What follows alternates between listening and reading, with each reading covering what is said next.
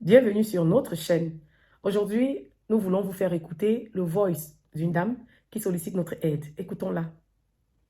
Bonsoir, je suis une jeune dame mariée depuis 6 ans. Mon mari et moi sollicitons votre aide. Il est juste assis à mes côtés.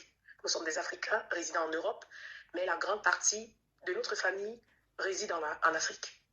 Au commencement de notre relation, mon mari m'a présenté à sa famille, mais celle-ci m'a rejeté sur le champ. Elle n'a jamais voulu de moi ni de notre relation. Pas à cause d'un problème quelconque, non. La seule raison évoquée était que je ne venais pas du même groupe ethnique que lui, de la même tribu que lui. Mais mon mari a tenu tête. Nous avons voyagé pour l'Afrique et nous nous sommes mariés. Mais là encore, c'était très difficile parce que la famille a affiché, la belle famille a affiché vraiment son désarroi. C'était du mépris, c'était de l'indifférence. Nous sommes retournés en Europe et nous vivons heureux. Mais depuis lors, c'est toujours l'ingérence de la belle famille dans le foyer, les fausses accusations à mon égard, les calomnies. En bref, la famille essaie de me frustrer. La famille essaie d'influencer mon mari vraiment pour nous voir séparés. Lui et moi, nous ne savons pas quoi faire. Nous voulons bien vos conseils, savoir comment nous comporter à la longue. Merci. Solution divine, solution divine. Nous venons donc d'écouter l'histoire de cette femme et je crois que c'est un problème récurrent dans beaucoup de familles africaines. Effectivement, ça c'est le problème que traversent beaucoup de couples africains, l'ingérence de la famille dans le mariage. La famille doit être là-bas pour guider, conseiller et amener le couple dans une maturité positive. Quand la famille joue le rôle de négliger la femme, la mépriser, comme on vient de voir, vient d'écouter, ce n'est pas bien. Exactement. Et dans ce problème spécifique, la femme n'a pas affiché un mauvais comportement, n'a pas un mauvais caractère envers sa belle famille, mais elle a été rejetée juste à cause de son groupe ethnique qui diffère de celui de son mari. Et je crois que ça, ce n'est pas une raison valable, parce que personne ne choisit sa famille. Voilà, personne ne choisit la couleur de sa peau. Et je crois que c'est un problème à éradiquer dans notre milieu africain. Oui, face à ce genre de problème, qu'est-ce que la femme peut faire? Comment la femme peut se comporter? C'est vrai que c'est une situation très, très difficile parce que la femme elle-même, elle a dit, elle s'est sentie rejetée, elle s'est sentie méprisée. En bref, il y a vraiment de l'hostilité à son égard. Ça fait mal, ça blesse. Mais dans la mesure où son mari l'aime, c'est clair, son mari est pour elle, son mari vraiment voilà, joue pleinement son rôle. Je vais commencer par dire à la jeune dame de ne pas se laisser elle-même influencer, de ne pas laisser ses émotions, voilà, de ne pas laisser l'influence extérieure venir déterminer l'atmosphère de sa maison. C'est vrai, ça fait mal, chacun aime se sentir aimé, mais le mariage, c'est d'abord le mari et la femme. Donc, à cette jeune dame, je vais déjà, premièrement, lui dire de ne pas négliger sa communion, sa relation avec son Dieu. Elle doit être une femme de prière. Parce que quand Dieu est pour nous, quand Dieu est de notre côté, alors nous savons qui peut être contre nous. Oui. La victoire est assurée. Oui. Ensuite, je vais dire à la dame de ne pas laisser vraiment cette influence négative, cette ingérence, de ne pas laisser cela déterminer la joie. Vraiment, parce que le bonheur, c'est un choix. Dans la mesure où son mari l'aime, je vais lui dire d'être heureuse. Et je vais finir aussi par lui dire de ne pas forcer les choses. Voilà, de ne surtout pas compromettre la parole de Dieu parce qu'elle veut se faire aimer. Voilà.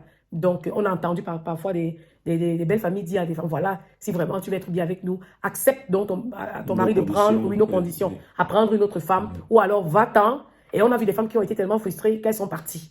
Donc, je vais dire à la femme de ne jamais compromettre tout ce qui vient à l'encontre de la parole de Dieu.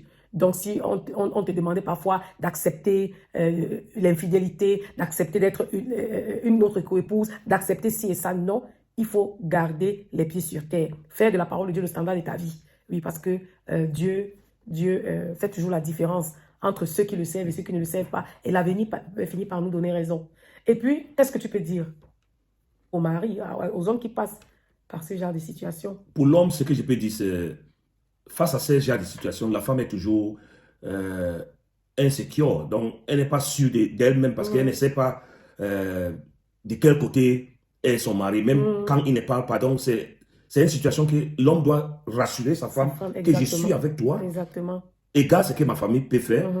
J'étais marié, on est ensemble comme un couple. Oui. Et il doit avoir aussi le courage de parler à sa famille. Ok.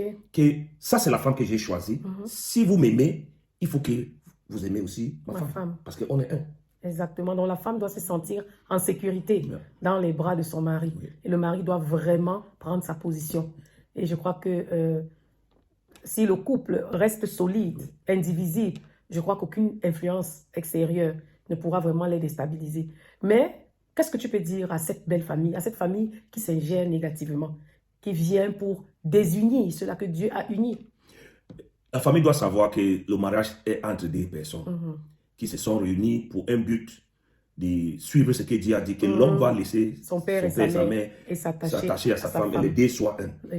Donc, la famille doit être là pour les supporter, pour les conseiller positivement. Exactement. Parce qu'à la fin, la famille ne peut pas prétendre aimer le frère ou le fils et détester sa femme. Temps. Oui. Et si le fils n'a pas c'est pas plein, ça ne vaut même pas la peine. Exactement. Et je voudrais renchérir aussi en disant que nous récoltons ce que nous sémons. Parce que cette belle famille qui déteste en fait pour rien la jeune dame, juste à cause de son appartenance ethnique. En fait, ce sont ces gens-là qui ont un mal. Et ils doivent tout faire l'effort de traiter ce mal.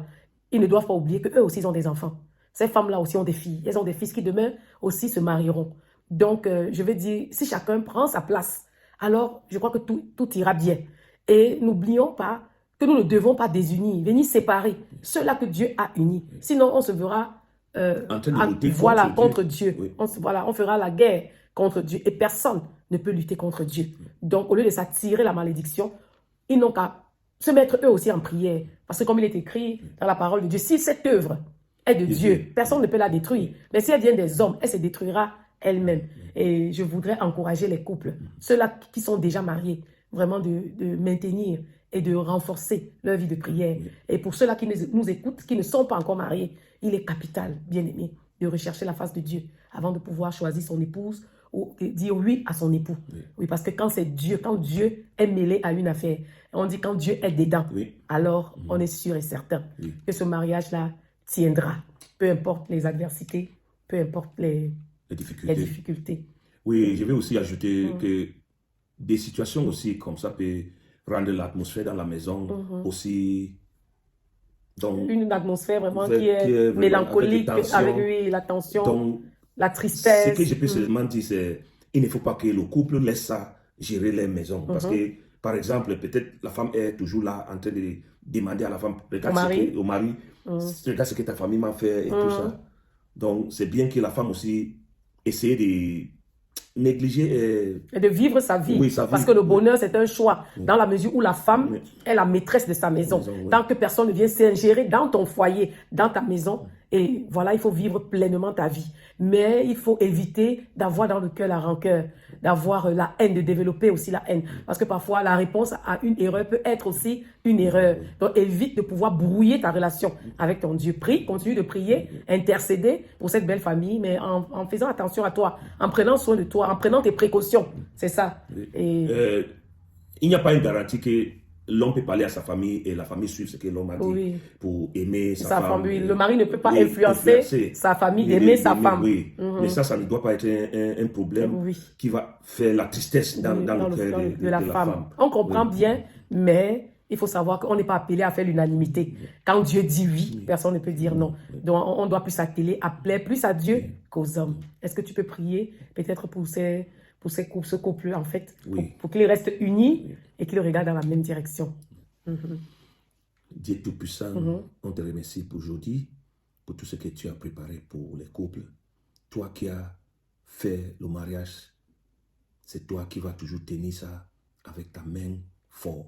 Et c'est toi qui vas donner la paix au couple. C'est toi qui vas faire la barrière là où personne de dehors ne peut pas intervenir négativement pour séparer les couples. Fais tout ce que tu as fait Dieu Tout-Puissant, pour rendre le couple heureux et uni au nom de Jésus. Amen. Amen.